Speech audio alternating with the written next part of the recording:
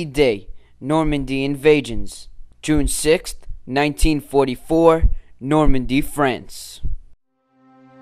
D-Day, June 6, 1944, was the largest invasion force in military history. It called for over 150,000 soldiers in the first 24 hours. This is their story.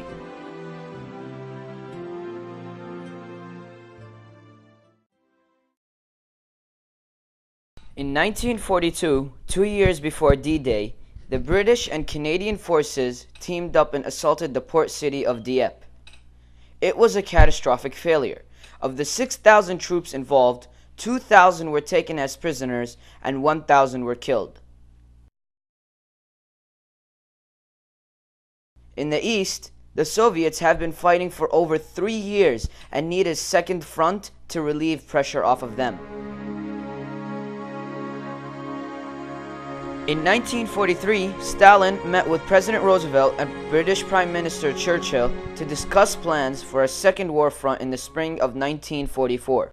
They first chose General Dwight D. Eisenhower as the Supreme Allied Commander and General Bernard Montgomery as the Commander of Landing Operations. In late 1943, troops mobilized into England and barracks are soon filled with over 3 million Allied troops. And so, the preparation had begun. The day of D-Day was the challenge itself. The weather played a vital role. It had to be in high tide in order to overcome beach obstacles.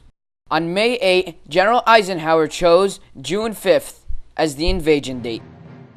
In the meantime, General George Patton had been trying to fool the Germans into believing that the invasion will be at Calais, a port city of France. They built fake tanks at precise locations to fool German reconnaissance into believing that the invasion will be there.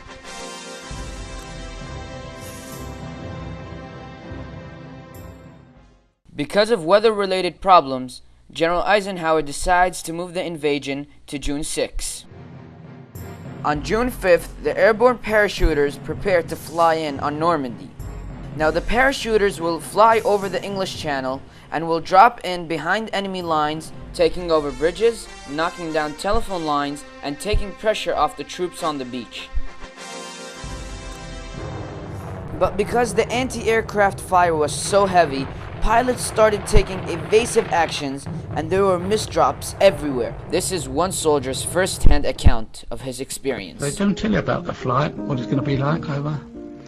And it was very quiet. You just sit on the aircraft, you sit, and don't forget it's only a seat each side, and you're lumbered up with all your clobber.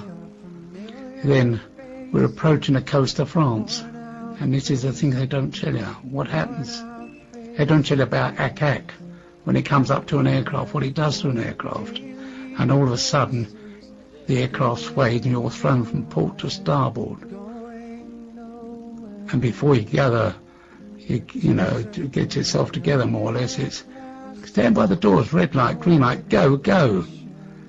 And it's all something that's happened you don't experience in training. Nobody told me that an aircraft would go zigzag and that's it, you're thrown from port to starboard and you just fall out the bloody thing. Different, quite different training.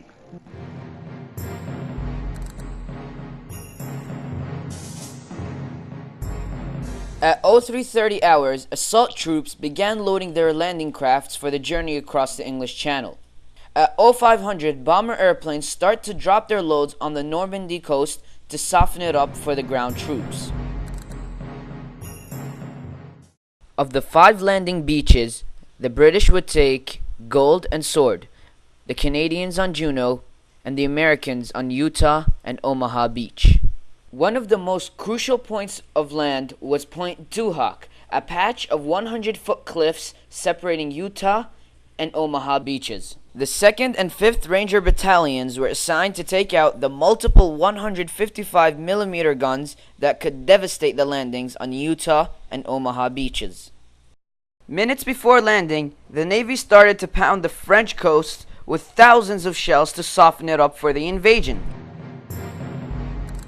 At 0630 hours, Utah Beach was secured easier than expected with few casualties. Gold and Sword beaches were tougher than Utah, but the British soldiers were able to secure the beaches after the first wave of soldiers arrived. The Canadians on Juno had a rough landing and many casualties, but were able to secure their beach.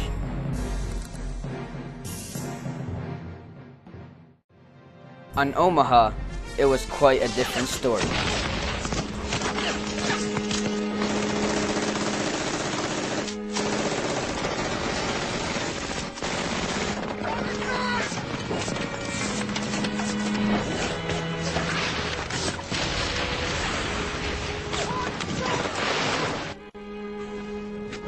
He started running, and I remember how he was staggering. He got shot, and the bullet hit him, and he went down in a run of water.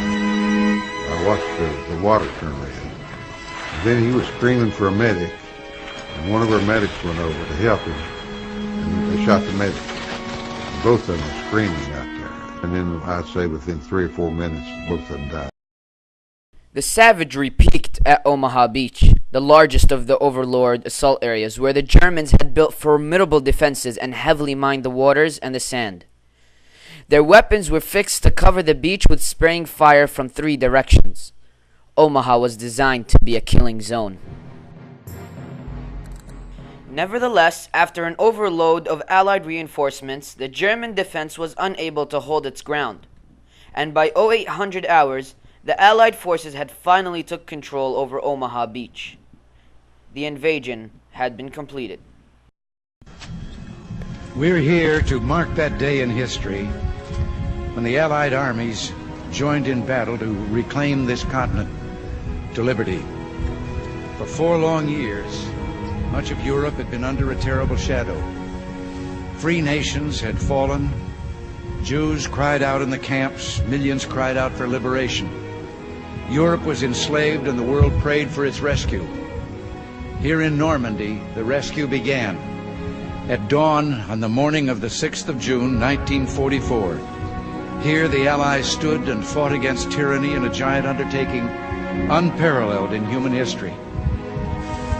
These are the champions who helped free a continent. These are the heroes who helped end a war.